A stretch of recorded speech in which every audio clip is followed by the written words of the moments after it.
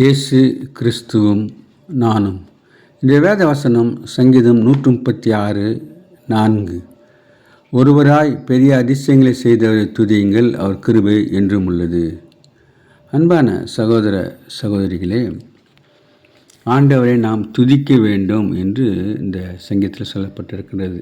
இது 136ஆவது சங்கீதத்திலே அந்த முழு அதிகாரத்திலையும் 25 முறை ஆண்டவரை துதிக்க வேண்டும் என்று சொல்லப்பட்டிருக்கின்றது.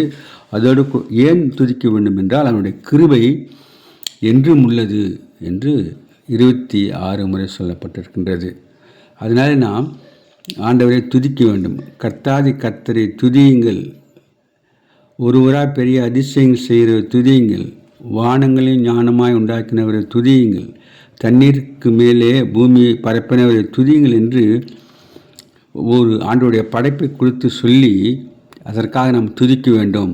அதோடு கூட கர்த்தாதி கர்த்தரை துதியுங்கள், அவர் நல்லவர், அவர் கிருபை என்றும் உள்ளது. அவர் நல்லவராக இருக்கிறதுனாலே நாம் அவரை துதிக்க வேண்டும்.